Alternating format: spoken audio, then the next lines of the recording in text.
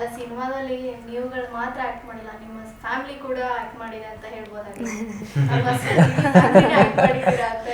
ಅದಕ್ಕೆ ಒಂದು team work ಅಂತ ಯಾಕೆ ಅಂತಾರಂದ್ರೆ, ಅವಾಗಲೇ ಒಂದು ಟೀಮ್ ವರ್ಕ್ ಮಾಡಿದಾಗ್ಲೇ ಒಂದು ಗೋಪಿಲೋಲ ಸಿನಿಮಾ ಬರೋದು. ನೀವು ಈ ಸಿನಿಮಾದಲ್ಲಿ ಕೆಲಸ ಮಾಡಿದ್ರೆ ಯಾರಿಗೆ ಕೇಳಿ ಯಾರೂ ನೆಗೆಟಿವ್ ಮಾತಾಡಲ್ಲ, ಎಲ್ಲ ಪಾಸಿಟಿವ್ ಮಾತಾಡ್ತಾರೆ. ಯಾಕಂದರೆ ಸಿನಿಮಾ ಕಂಪ್ಲೀಟ್ ಮಾಡಿದ್ದೇ ಗೊತ್ತಿಲ್ಲ. ಆಮೇಲೆ ನಮ್ಮ ಪಾಲಿಸಿ ಏನಾದರೂ ಒಂದು ಸರಿ ಶುರು ಹಚ್ಕೊಂಡ್ರೆ ರಿಲೀಸ್ ಮಾಡಿ ಕೈ ಬಿಟ್ಕೊಳ್ತಾರೆ, ಎಲ್ಲೂ ನಿಲ್ಲಿಸ್ಬಾರ್ದು. ಎಷ್ಟೇ ಅಡೆತಡೆ ಬರಲಿ, ಎಷ್ಟೇ ರೀಸನ್ಸ್ ಕನ್ಸಿಡರ್ ಆಗಲ್ಲ. ಡೈರೆಕ್ಟ್ರ್ ಯಾವತ್ತೂ ಕಾರಣ ಹೇಳಬಾರ್ದು, ಅದೇ ರೀತಿ ಆ್ಯಕ್ಟ್ರು ಕಾರಣ ಹೇಳಬಾರ್ದು. ನನಗೆ ದೊಡ್ಡ ಡೈಲಾಗ್ ಇದೆ, ಚಿಕ್ಕ ಡೈಲಾಗ್ ಬೇಕಿತ್ತು, ನಂಗೆ ಟೈಮ್ ಕೊಟ್ಟಿಲ್ಲ. ಸೊ ಇದೆಲ್ಲ ರೀಸನ್ಸ್ಗಳು ಇರೋದ್ರಲ್ಲೇ ನಾವು ಅಚ್ಚುಕಟ್ಟಾಗಿ ಚೆನ್ನಾಗಿ ಅಡುಗೆ ಮಾಡಬೇಕು. ಹೇಗೆ ಇದಕ್ಕೂ ಮೊದಲು ನೀವು ಯಾವ ಅಂದರೆ ಸಿನಿಮಾಗಳಲ್ಲಿ ಮಾಡಿದ್ರಾ, ಸಿನಿಮಾಗಳಲ್ಲಿ? ಚೈಲ್ಡ್ಹುಡ್ ಆರ್ಟಿಸ್ಟ್ ಆಗಿ ಮಾಡಿದ್ದೆ ಒಂದು ಸೀರಿಯಲ್, ಅದು ಬಿಟ್ಟರೆ ಇದೆ ಡೈರೆಕ್ಟ್. ಇದು ಫಸ್ಟ್ ಸಿನಿಮಾ ಆಗಿದ್ರೆ ಹೆಂಗೆ ನಿಮ್ಗೆ ಬೆಳಗ್ಗೆ ಎದ್ದೇಳಬೇಕು, ಬೆಳಗ್ಗೆ ಬೇಗನೆ ಎದ್ದೇಳ್ತಾರೆ, ಇಷ್ಟ ಫಸ್ಟ್ ಅಂದರೆ ಹೊಸ ಎಕ್ಸ್ಪೀರಿಯನ್ಸ್ ಆಗಿದೆ, ಇಷ್ಟ ಅಲ್ವಾ?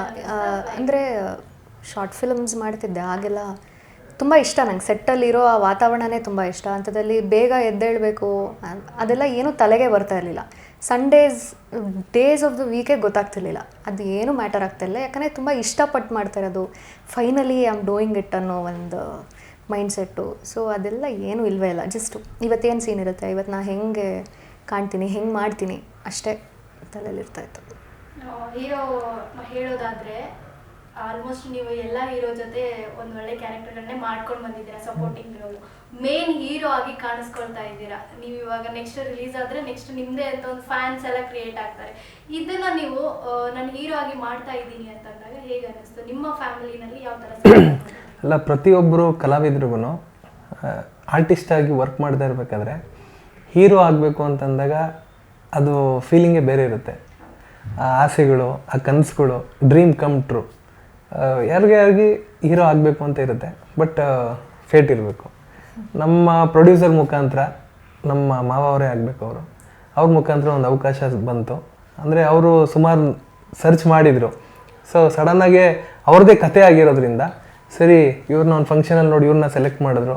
ನಾನು ಆಲ್ರೆಡಿ ಸಿನಿಮಾಗಳು ಮಾಡ್ತಿದ್ರಿಂದ ಡೈರೆಕ್ಟ್ರಿಗೆ ಹೇಳಿದ್ರು, ನೋಡು ಆ ಪಾತ್ರಕ್ಕೇನೋ ನಾನು ಸೂಟ್ ಆಗ್ತಾನ ಅಂತ ಒಂದು ಕೇಳಕ್ಕೆ ಹೇಳಿದ್ರು. ಆವಾಗ ಡೈರೆಕ್ಟ್ರಿಗೆ ಬಂದು ನಾನು ಮೀಟ್ ಮಾಡಿದೆ. ಸರ್ ಹಿಂಗೆ ಹೇಳಿದ್ದಾರೆ ಅಂತ. ನಾನು ವೆರಿ ಕ್ಲಿಯರಾಗಿ ಹೇಳಿದೆ, ಸರ್ ನೋಡಿ ನಮ್ಮ ಮಾವ ಅವರು ನಮ್ಮ ಪ್ರೊಡಕ್ಷನ್ನು ಅಂತ ನೀವು ಇದು ಮಾಡಬೇಡಿ. ನಿಮ್ಮ ಮೈಂಡಲ್ಲಿ ಗೋಪಿಲೋಲ ಅನ್ನೋ ಒಂದು ಕ್ಯಾರೆಕ್ಟ್ರಿಗೆ ನಾನು ಸೂಟ್ ಆಗ್ತೀನಾ? ಇವತ್ತು ಕಾಂಪ್ರಮೈಸ್ ಆಗ್ಬಿಟ್ಟು ಏನೋ ಮಾಡ್ಬೋದು, ಬಟ್ ಆಡಿಯನ್ಸ್ ಒಪ್ಕೋಬೇಕು ಅದನ್ನು. ಸೊ ನಿಮ್ಮ ಮೈಂಡಲ್ಲಿ ನಾನೇನಾದ್ರೂ ಆ ಕ್ಯಾರೆಕ್ಟ್ರಿಗೆ ನಿಮ್ಮ ಇಮ್ಯಾಜಿನೇಷನಲ್ಲಿ ಬಂದರೆ ನಾನು ಸೂಟ್ ಆಗ್ತೀನಿ ಅಂದರೆ ಸೆಲೆಕ್ಟ್ ಮಾಡಿ, ಆವಾಗ ನೀವು ಪ್ರೊಡ್ಯೂಸರ್ಗೆ ಹೇಳಿ, ಇಲ್ಲ ಅಂದರೆ ಮಾಡಬೇಡಿ ಅಂದೆ. ಇವರು ಒನ್ ಡೇ ಟೈಮ್ ತೊಗೊಂಡ್ರು. ನನ್ನ ಹತ್ರ ಮಾತಾಡೋದು ಸುಮಾರು ಹೊತ್ತು. ನಾವು ಅವರು ಡಿಸ್ಕಸ್ ಮಾಡಿದಾಗ, ಸರ್ ಇಲ್ಲ ಸರ್, ನಿಮ್ಮ ಫೀಚರು, ನಿಮ್ಮ ಕ್ವಾಲಿಟಿ, ನೀವು ಮಾತಾಡೋದೆಲ್ಲ ನೋಡಿದ್ರೆ ನೀವು ಸೆಟ್ ಆಗ್ತೀರಾ, ಡೆಫಿನೆಟ್ಲಿ ನಿಮ್ಮ ಕೈಲಾಗುತ್ತೆ. ಆಮೇಲೆ ನಾವು ನೆಗೆಟಿವ್ ಶೇಡ್ಸು ಮತ್ತು ಸಿನಿಮಾಗಳಲ್ಲಿ ಮಾಡಿ ಒಂದು ಸ್ವಲ್ಪ ಅನುಭವ ಇದ್ದಿದ್ದರಿಂದ ಮಾಡ್ತೀನಿ ಅಂತ ನನಗೂ ಕಾನ್ಫಿಡೆಂಟ್ ಇತ್ತು. ಹಂಗೆ ಒಪ್ಕೊಂಡು ಇಮಿಡಿಯೇಟ್ ಸ್ಟಾರ್ಟ್ ಮಾಡಿಬಿಟ್ವಿ. ಆಮೇಲೆ ನಾವು ಥಿಯೇಟ್ರ್ ಬ್ಯಾಕ್ಗ್ರೌಂಡಿಂದ ಬಂದವರಲ್ಲ, ಮತ್ತು ಯಾವುದೋ ಕ್ಲಾಸು ಕೋಚಿಂಗ್ ಎಲ್ಲ ಹೋಗಿ ಕಲ್ತಿದ್ದಲ್ಲ. ನಾನು 8th ಸ್ಟ್ಯಾಂಡರ್ಡಿಂದ ಸ್ಕೂಲ್ಗೆ ಬಂದ್ಕೊಡು ಸಿನಿಮಾ ನೋಡಿ ನೋಡಿ ನೋಡಿ, ಯಾವುದೇ ಸಿನಿಮಾ ಡಿ ಬಾಸ್ ಆದರೂ ಅಷ್ಟೇ, ಪುನೀತ್ ಸರ್ ಬಂದರು ಅಷ್ಟೇ, ಸುದೀಪ್ ಸರ್ ಬಂದರು ಅಷ್ಟೇ, ಉಪ್ಪಿ ಸರ್ ಬಂದರು ಅಷ್ಟೇ, ಥಿಯೇಟ್ರಿಗೆ ಹೋಗ್ಬಿಟ್ಟು ಅವಾಗೆ ಬಂದ್ಕೊಡೋದು, ಮನೇಲೆಲ್ಲ ಓಡಿಸ್ಕೊಂಡು ಬೈಸ್ಕೊಂಡು ಸಿನಿಮಾ ನೋಡ್ತಿರೋದ್ರಿಂದ ಅಲ್ಲಿಂದ ಹುಚ್ಚು ನಮಗೆ. ಸೊ ಫೈನಲಿ ನಮಗೊಂದು ಆಪರ್ಚುನಿಟಿ ಬಂದಾಗ ನಾವು ಹೀರೋಗಳು ಸಿನಿಮಾ ನೋಡಿ ಅವ್ರ ಫ್ಯಾನ್ಸ್ಗಳಾಗಿ ಥಿಯೇಟ್ರಲ್ಲಿ ಸಿಂಗಲ್ ಸ್ಕ್ರೀನಲ್ಲಿ ಆ ವಿಸಿಲ್ಗಳು ಹೊಡ್ಕೊಂಡು, ಚಪ್ಪಾಳೆಗಳು ಹೊಡ್ಕೊಂಡು ಅದನ್ನು ನೋಡಿದವರು ನಾವು ಇವತ್ತೊಂದು ಈ ಥರ ಒಂದು ಆಪರ್ಚುನಿಟಿ ಬಂದಿದೆ ಅಂದಾಗ ಯಾರು ತಾನೇ ಮಿಸ್ ಮಾಡ್ಕೋತಾರೆ. ಅದರಿಂದ ಅದನ್ನು ತುಂಬ ಎನರ್ಜಿಯಾಗೆ ಎಲ್ಲೂ ಸಿನಿಮಾಗೆ ಮೋಸ ಮಾಡ್ದಿರೋದ ರೀತಿ, ಯಾವುದೇ ರೀತಿ ಡೈರೆಕ್ಟ್ರಿಗೆ ತೊಂದರೆ ಕೊಡ್ದಿರಾ, ನಿರ್ಮಾಪಕರಿಗೆ ತೊಂದರೆ ಕೊಡ್ದಿರಾ, ತುಂಬ ಚೆನ್ನಾಗಿ ನಮ್ಮ ಕರ್ತವ್ಯನ ನಾನು ನಿರ್ವಹಿಸ್ಕೊಟ್ಟಿದ್ದೀನಿ. ಆಲ್ಮೋಸ್ಟ್ ನೀವು ನೆಗೆಟಿವ್ ಶೇಡ್ ಮಾಡ್ಕೊಂಡು ಬಂದಿದ್ದೀರಾ ಅಲ್ವಾ? ಇವಾಗ ಸಡನ್ಲಿ ಹೀರೋ ಆಗಿ ರೊಮ್ಯಾನ್ಸ್ ಈ ತರದ್ದು ಮಾಡ್ಬೇಕು ಅಂದಾಗ ಈ ಮುಜುಗರ ಆಗ್ಲಿ, ಟೆನ್ಷನ್ ಆಗ್ಲಿ ಯಾವುದು ಅನ್ಸ್ಲಿಲ್ವಾ ಅಥವಾ ಹೇಗೆ? ಇಲ್ಲ, ನನಗೆ ಇವಾಗ ನಾನು ಅವರು ಕತೆ ಹೇಳಿದಾಗ ಆ ಪಾತ್ರ ನಾನು ತುಂಬ ಇಷ್ಟಪಟ್ಟೆ. ಆ ಪಾತ್ರನ ಇಷ್ಟ ಇಟ್ಟಾಗ ಪ್ರತಿಯೊಬ್ಬನಲ್ಲೂ ಗೋಪಿಲೋಲ ಇರ್ತಾನೆ. ಇವಾಗ ಅವರಲ್ಲೂ ಇರ್ಬೋದು, ಇನ್ನೊಬ್ರಲ್ಲೂ ಇರ್ಬೋದು, ಡೈರೆಕ್ಟ್ರಲ್ಲೂ ಇರ್ಬೋದು, ತುಂಬಾ ಜನ ತೋರ್ಸ್ಕೊಂತಾರೆ. ಒಂದು ಇನ್ಸಿಡೆಂಟ್ ಪ್ರಶ್ನೆ ಕೇಳಿದ್ರೆ ಒಂದು ಇನ್ಸಿಡೆಂಟ್ ಆಯಿತು. ಇವರಿಬ್ಬರು ಹಗ್ ಮಾಡ್ಕೊಳ್ಳೋ ಸೀನು ಸಾಂಗ್, ಓಕೆನಾ.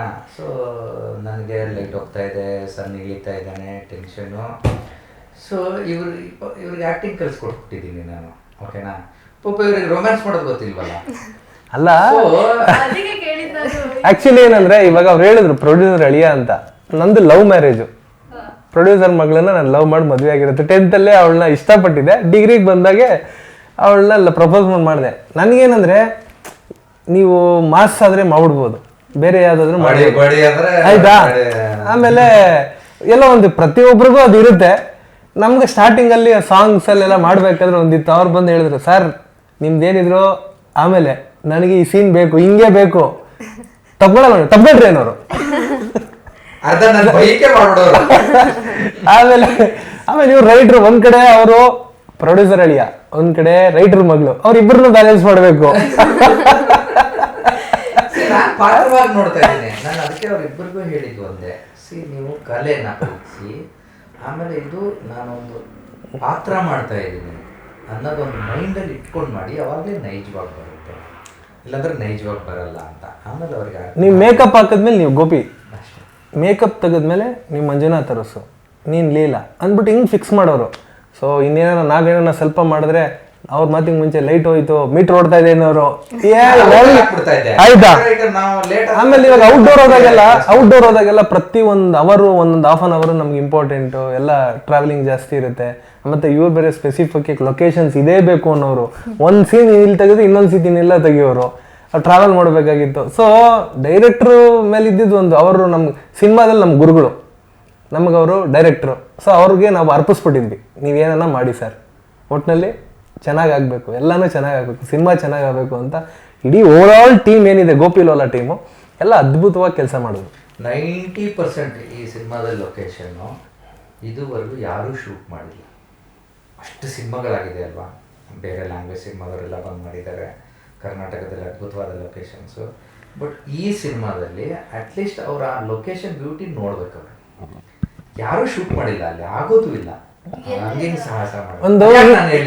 ಅಲ್ಲ ಇದೆ, ನೀವು ಟ್ರೈಲರ್ ಅಲ್ಲಿ ನೋಡಿರ್ಬೋದು. ಇಂಟರ್ವಲ್ ಬ್ಯಾಂಕ್ ಅಲ್ಲಿ ಒಂದು ಬ್ರೋಕನ್ ಬ್ರಿಡ್ಜ್ ಅಂತ ಬರುತ್ತೆ. ಅಲ್ಲಿ ಬ್ರೋಕನ್ ಬ್ರಿಡ್ಜ್ ಸೀನ್ ಏನಿದೆ ಅಂದ್ರೆ ಅದು ತುಂಬಾ, ಎಷ್ಟು ಕೇಳ್ಬೇಡಿ, ಅದನ್ನ ನಾನು ಹೋಗ್ಬೇಕಾದ್ರೆ ಹುಡುಕಿದ್ರು ಸಿಗಲ್ಲ ಸರ್. ಅಲ್ಲ ಸರ್, ಅದೊಂದು ಸೀನ್ಗೆ ಸರ್ ನಾವು ಬೋಟಲ್ಲಿ ಹೋಗಿ ಎಲ್ಲಾರು ಅಷ್ಟು ಕಷ್ಟಪಟ್ಟು ಎತ್ಕೊಂಡು ಆ ಬಿಸಿಲಲ್ಲಿ ಏನಕ್ಕೆ ಸರ್, ಎಲ್ಲಾದ್ರೂ ಬೇರೆ ಕಡೆ ಮಾಡ್ಬಿಡಿ ಅಂದ್ರೆ ಅದು 2 ವೀಲರ್ ಟೈರ್ ಹಾಳಾಗಿ ಪಂಚರ್ ಆಗಿ ಕೆಟ್ಟೋಗಿ ಸರ್ಕಸ್ ಮಾಡಿ, ಆಮೇಲೆ ನಡ್ಕೊಂಡು ಹೋಗ್ಬೇಕು ಬಿಸಿಲಲ್ಲಿ, ಜೀಪ್ ತರಿಸ್ಬೇಕು. ತುಂಬಾ ಅಂದ್ರೆ ಆ ಲೊಕೇಶನ್ ಸ್ವಲ್ಪ ತುಂಬಾ ಕಷ್ಟ ಹೋಗೋದೆಲ್ಲ, ರೀಚ್ ಆಗೋದು. ಆ ಬ್ರೋಕನ್ ಬ್ರಿಡ್ಜ್ ಆ ಸೀನ್ ಅಲ್ಲಿ ಮಾಡ್ಬೇಕು ಅಂತಾನೆ ಇವರು ಅಲ್ಲಿ ಕರ್ಕೊಂಡಾಗ ಆ ಸೀನ್ ಮಾಡಿಸಿದ್ರು. ಪ್ರತಿ ಟೆಕ್ನಿಷಿಯನ್ಸ್ ಎಲ್ಲ ಸೆಲ್ಫಿ ಮಾಡ್ಬಿಟ್ರು, ಅಲ್ಲಿ ಹೋಗಿ ಶೂಟಿಂಗ್ ಬಿಟ್ಬಿಟ್ರು. ಸಣ್ಣ ಹೋಗ್ತಾ ಇದೆ ಬರ್ರಪ್ಪ ಅಂತಂತಂದ್ರೆ, ಇಲ್ಲ ಸರ್ ನಾವು ಇಷ್ಟು ಶೂಟಿಂಗ್ ಬಂದೇವೆ, ಈ ಲೊಕೇಶನ್ ಎಲ್ಲ ಇಲ್ವಲ್ಲ ಅಂತ ಹೇಳ್ಬಿಟ್ಟು. ಬಟ್ ಅದೇ ತುಂಬಾ ಬ್ಯೂಟಿಫುಲ್ ಆಗಿ ಕಾಣುತ್ತೆ. ಒಳ್ಳೆ ಒಳ್ಳೆ ಲೊಕೇಶನ್ ಸಿನಿಮಾದಲ್ಲಿ ಹೀರೋ ಹೀರೋನ್ ಅಷ್ಟೇ ಇಂಟ್ರೊಡ್ಯೂಸ್ ಮಾಡ್ತೀರಾ, ಒಳ್ಳೆ ಲೊಕೇಶನ್ ನಾನು ಟ್ರಾವೆಲರ್, ನನ್ನ ಕೆಲಸನೇ ಲೊಕೇಶನ್ ಹುಡುಕೋದು. ತುಂಬಾ ಜನ ಸ್ನೇಹಿತರು ಡೈರೆಕ್ಟರ್ಗಳು ಕೇಳ್ತಾರೆ, ಎಲ್ಲಿ ಹುಡುಕ್ತೀರಾ ಲೊಕೇಶನ್ ಕೊಡು ಅಂತ. ಸೊ ನಮ್ಮ ಸೀಕ್ರೆಟ್ ಅಷ್ಟೇ.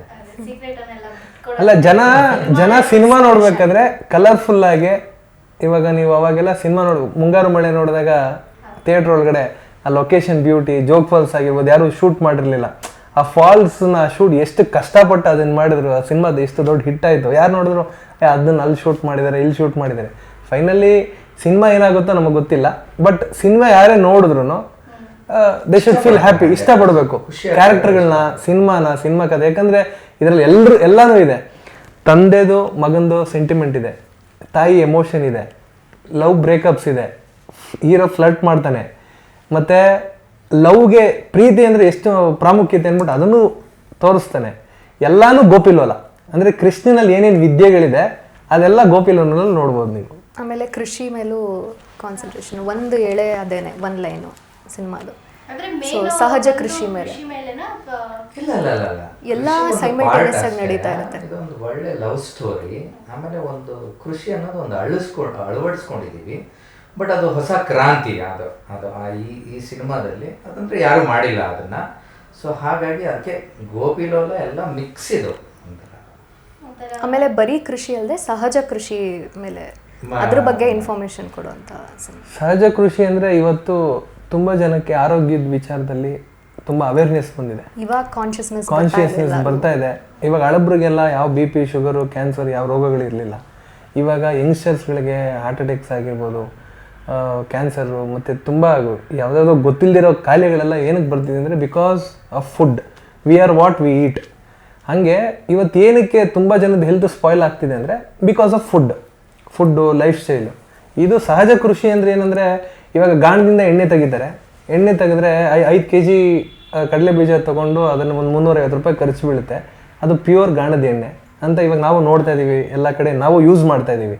ಅದೇ ಪ್ಯಾಕೆಟ್ ಎಣ್ಣೆ ತೊಗೊಂಡಾಗ 175 ರೂಪಾಯಿ. ಅದು ಹಿಂಗೆ ಅಷ್ಟು ಕಮ್ಮಿಗೆ ಬರೋಕ್ಕೆ ಸಾಧ್ಯ? ಇವಾಗ ಶುಗರ್ ಯೂಸ್ ಮಾಡ್ತಾರೆ, ಅದ್ರ ಬದಲು ಬೆಲ್ಲ ಯೂಸ್ ಮಾಡ್ತಾರೆ. ಅಂದರೆ ಆಗಿನ ಕಾಲದಲ್ಲಿ ಸಹಜ ಕೃಷಿ ಒಳ್ಳೆ ಫುಡ್ ತೊಗೊಂಡು ಹಳಬ್ರು ಎಲ್ಲ ಸುಮಾರು ವರ್ಷ ಬದುಕಿರೋರು, ಯಾವುದೇ ರೀತಿ ಕಾಯಿಲೆ ಇಲ್ದಿರ ಇರೋರು ಇದ್ದಾರೆ. ಬಟ್ ಇವಾಗ ಏನಕ್ಕೆ ಹೆಲ್ತ್ ಸ್ಪಾಯ್ಲ್ ಆಗ್ತಾ ಇದೆ?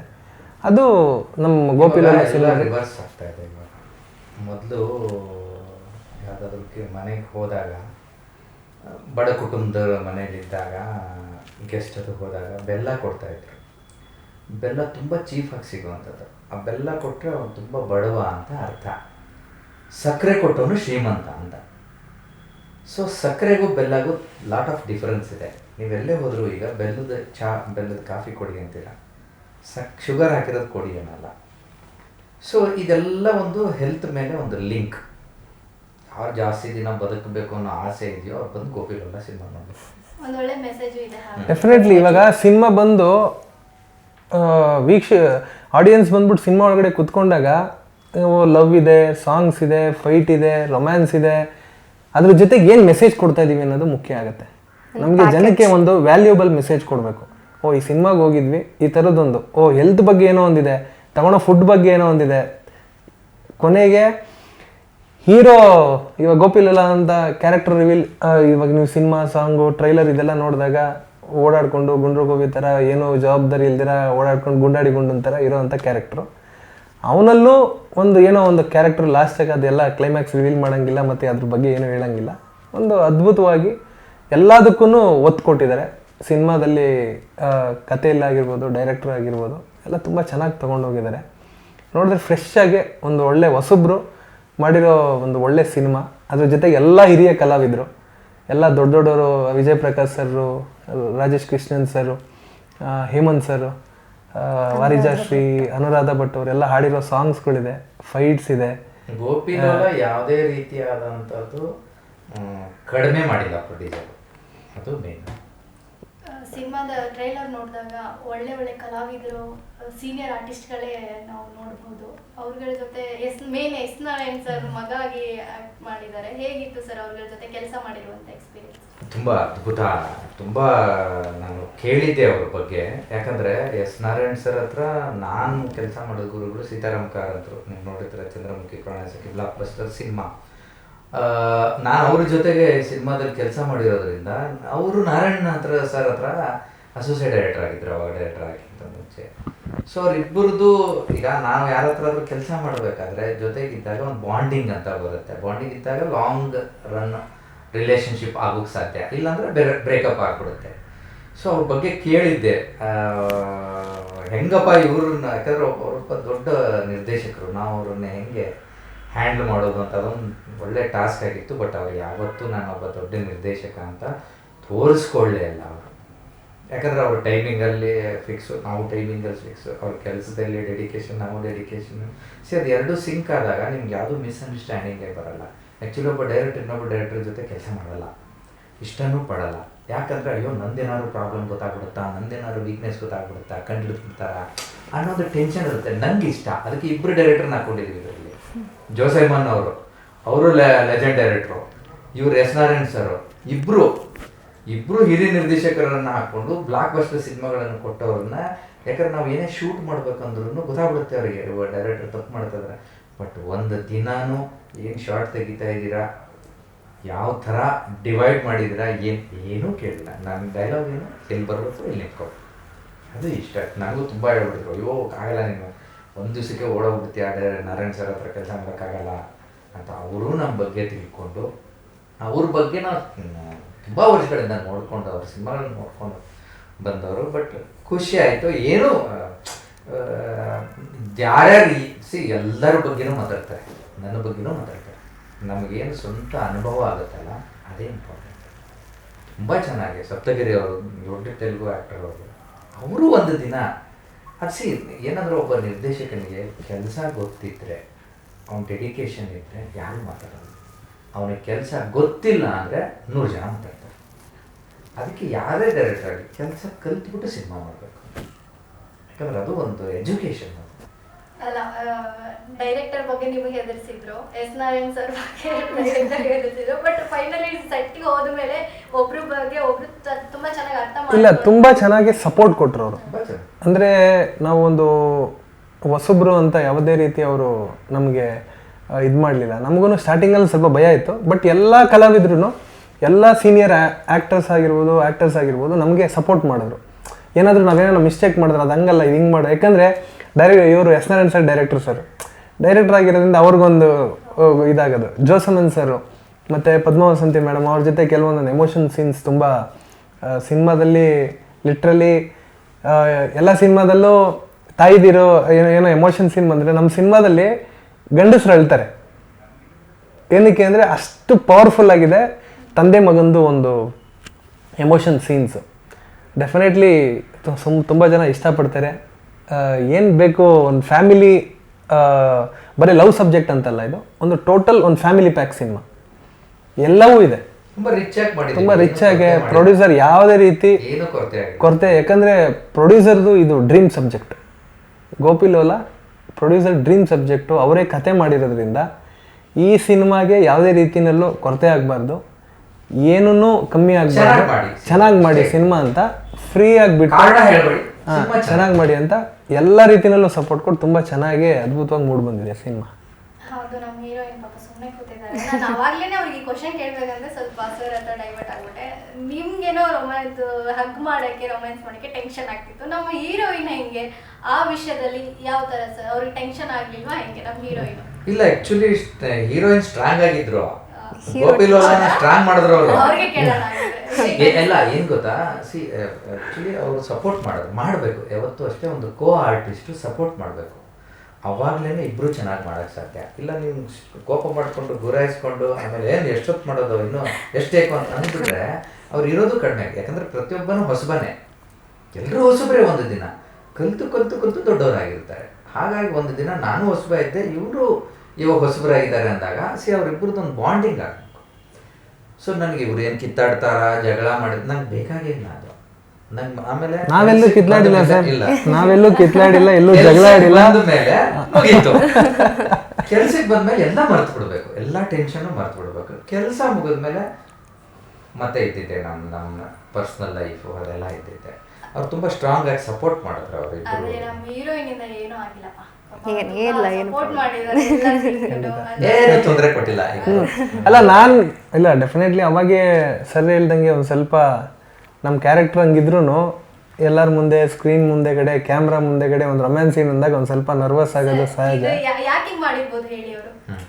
ಲವ್ ಮ್ಯಾರೇಜ್ ಬೇರೆ, ಮನೆಗೆ ಹೋದ್ಮೇಲೆ ಪ್ರೊಡ್ಯೂಸ್ ಮಾಡ್ತಿರೋದು, ಮತ್ತೆ ಮನೆಗೆ ಹೋದ್ಮೇಲೆ ನನ್ನ ಕ್ಲಾಸ್ ತಗೊಂಡ್ರೆ ಪ್ರೊಡ್ಯೂಸರ್ ಯಾವತ್ತೂ ಹೇಳ್ತಿರ್ಲಿಲ್ಲ ಡೈರೆಕ್ಟ್ ಗೆಸ್ ಮಾಡ್ತೀರಾ ನೀವು ಏನಂತ. ನಾನು 10th ಅಲ್ಲಿ ಲವ್ ಮಾಡಿದ್ದೆ, ಡಿಗ್ರಿಲಿ ಪ್ರಪೋಸ್ ಮಾಡಿ ಮದ್ವೆ ಆದೆ, ಅವರೇ ಪ್ರೊಡ್ಯೂಸ್ ಮಾಡ್ತಾರೆ. ಅಲ್ಲ, ಹೆಣ್ಮಕ್ಳು ಕರೆಕ್ಟ್ ಆಗಿ ಗೆಸ್ ಮಾಡ್ತಾರೆ.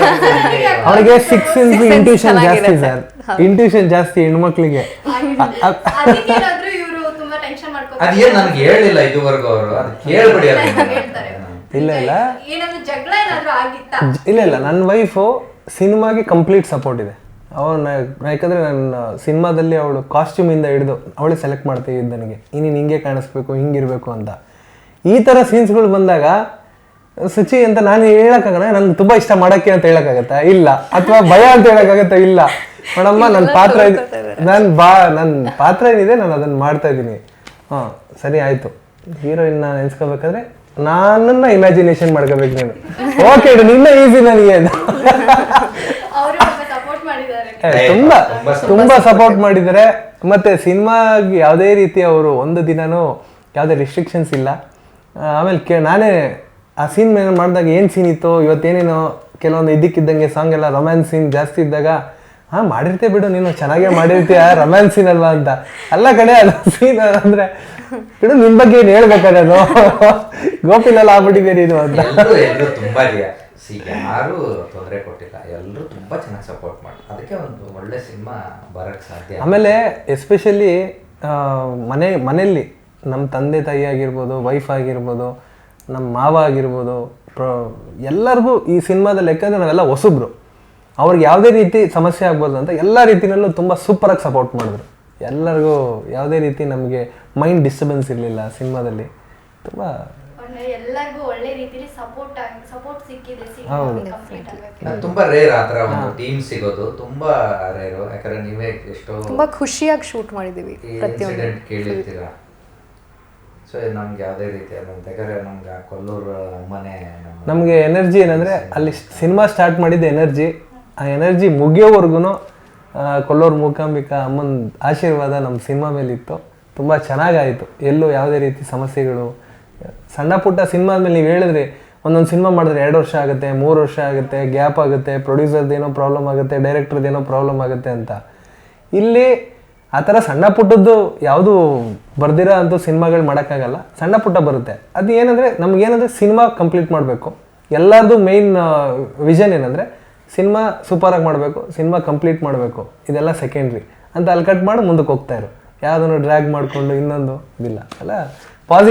ಪಾಸಿಟಿವ್ ಮೈಂಡ್ ಸೆಟ್ಟಿಂದ ಎಷ್ಟು ಜಲ್ದಿ ನಮಗೆ ಇದೆಲ್ಲ ಆಗಕ್ಕೆ ಕಾರಣ ಏನಂದರೆ ಎಲ್ಲರದು positive mindset. Finally cinema October 4th release ಆಗ್ತಿದೆ, ಏನು ಹೇಳ್ತೀರಾ ಆಡಿಯನ್ಸ್ಗೆ? ಹೀರೋ ಹೀರೋಯಿನ್ನೇ ಹೇಳಬೇಕು. ಎಲ್ಲರಿಗೂ ನಾನು SSTV ಮುಖಾಂತರ ಆ ವೀಕ್ಷಕರಿಗೆ ಹೇಳೋದೇನೆಂದರೆ, ಗೋಪಿಲೋಲ ಸಿನಿಮಾ ಬಂದು ಒಂದು ಕಂಪ್ಲೀಟ್ ಫ್ಯಾಮಿಲಿ ಎಂಟರ್ಟೈನ್ಮೆಂಟ್ ಸಿನಿಮಾ. ನೀವು ಬಂದು ಥಿಯೇಟ್ರಲ್ಲಿ ಕುತ್ಕೊಂಡಾಗ ಸಿನಿಮಾ ಸ್ಟಾರ್ಟ್ ಆದಾಗಲಿಂದ ಹಿಡಿದು ಕೊನೆವರೆಗೂ ನೀವು ಸಾವಿರಾರು ಸಿನಿಮಾ ನೋಡಿರ್ತೀರ. ನಾವು ಹೊಸಬ್ರು ಸಿನಿಮಾ ಇವಾಗ ತಾನೇ ಕನ್ನಡ ಚಿತ್ರರಂಗಕ್ಕೆ ಪಾದಾರ್ಪಣೆ ಮಾಡಿದ್ದೀವಿ. ಇನ್ನು ನಾವು ಅಂಬೆಗಾಲು ಇಟ್ಕೊಂಡು ಬಂದಿದ್ದೀವಿ. ಸೊ ನಿಮ್ಮೆಲ್ಲರ ಆಶೀರ್ವಾದ, ನಿಮ್ಮೆಲ್ಲರ ಪ್ರೋತ್ಸಾಹ ಇದ್ದು ನಮ್ಮ ಸಿನಿಮಾಗೆ, ಗೋಪಿಲೋಲ ಸಿನಿಮಾಗೆ ಸಪೋರ್ಟ್ ಮಾಡಬೇಕು. ಆಮೇಲೆ ಗೋಪಿಲೋಲ ಸಿನಿಮಾ ಯಾವುದೇ ರೀತಿ ನಿಮಗೆ ನಿರಾಶೆ ಮಾಡಲ್ಲ, ಹಾಗೆ ಯಾವುದೇ ರೀತಿ ನಿಮಗೆ ಬೇಜಾರು ಮಾಡಲ್ಲ. ಏನೇನು ಬೇಕೋ ಎಲ್ಲ ಇದೆ. ಬಂದು ಸಿನಿಮಾ ಫ್ಯಾಮಿಲಿ ಸಮೇತ ಕೂತ್ಕೊಂಡು ನೀವು ಸಿನಿಮಾನ ಎಂಜಾಯ್ ಮಾಡ್ಬೋದು ಅಂತ ಕೇಳ್ಕೊತೀನಿ. ಇಲ್ಲ, ಇವರಿಬ್ರಿಗೆ ನೀವು ಟಾಪಿಕ್ ಕೊಟ್ಬಿಟ್ಟು ಅವ್ರು ಮಾತಾಡ್ಸ್ತೇನೆ. ನಾನು ಅವ್ರು ಆಕ್ಚುಲಿ ನಿಮಗೆ ಜಾಸ್ತಿ ಮಾತಾಡ್ತಾರೆ. ನಾನು ಹೀರೋಯಿನ್ ಹೇಳ್ತಾರೆ ಅಂದ್ರೂ ಡೈರೆಕ್ಟರ್ ಹೇಳಿದ್ರು, ನಾನಾದ್ರೂ ಏನ್ ಮಾಡಕ್ಕಾಗುತ್ತೆ? ಅಲ್ಲ, ಏನಂದ್ರೆ ಇನ್ನೊಂದು ವಿಷಯ, ಹುಡುಗಿರಿಗೆ ಜಾಸ್ತಿ ಮೈಂಡ್ ಫ್ಲಕ್ಚುಯೇಷನ್ ಅಂತ ಹೇಳ್ತಾರೆ, ಗೊತ್ತಾ?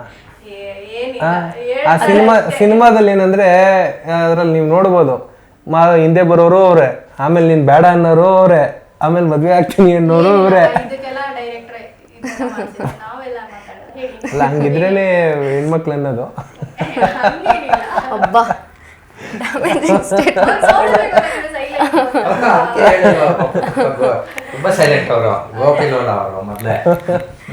ಸೈಲೆಂಟ್ ಅಂತ ಏನಿಲ್ಲ, ಎಲ್ಲಿ ಮಾತಾಡಬೇಕು, ಎಷ್ಟು ಮಾತಾಡಬೇಕು ಅಷ್ಟೇ.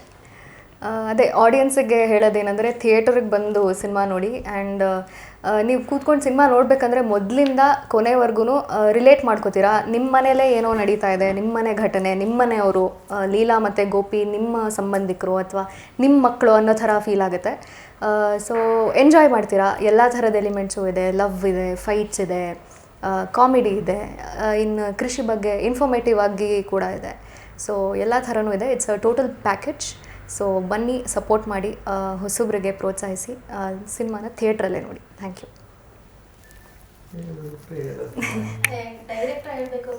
ನಿಮ್ಮ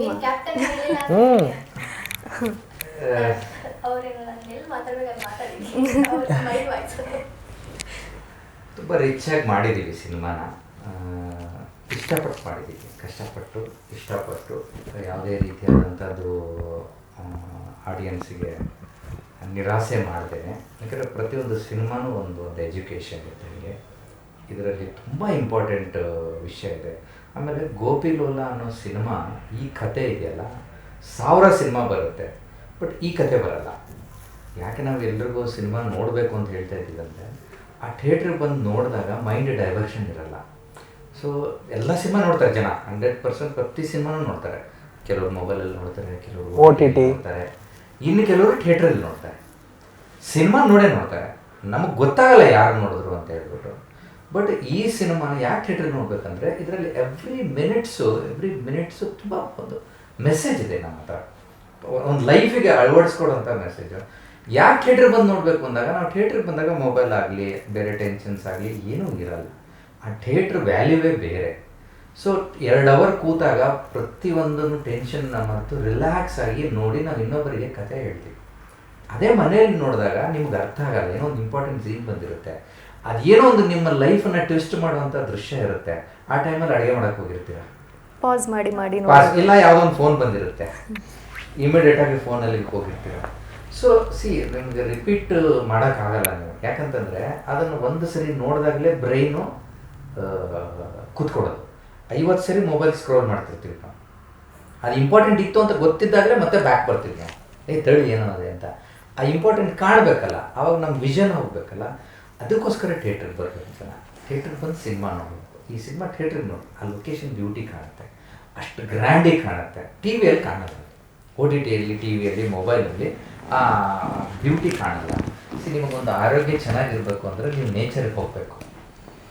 ಆ ನೇಚರ್ಗೆ ಹೋಗಬೇಕು ಅಂತಂದರೆ ನಾವು ಮಾಡಿರೋ ಶೂಟಲ್ಲಿ ಹೋಗೋಕ್ಕಾಗಲ್ಲ, ನೀವು ಬಂದು ನಮ್ಮ ಸಿನಿಮಾನೇ ನೋಡಬೇಕು. ಅಟ್ಲೀಸ್ಟ್ ನಿಮಗೊಂದು ಕಣ್ಣಿಗೆ ತಂಪು ಕೊಡಬೇಕು, ನಿಮ್ಮ ಮೈಂಡ್ ರಿಲ್ಯಾಕ್ಸ್ ಆಗಬೇಕು, ಪೀಸ್ ಆಗಬೇಕು ಅಂತಂದರೆ ಗೋಪಿಲೋಲ ಸಿನಿಮಾ ಬಂದು ನೋಡಬೇಕು. ಎಲ್ಲ ಥರದಲ್ಲೂ ಎಂಟರ್ಟೈನ್ ಮಾಡುತ್ತೆ ಗೋಪಿಲೋಲ.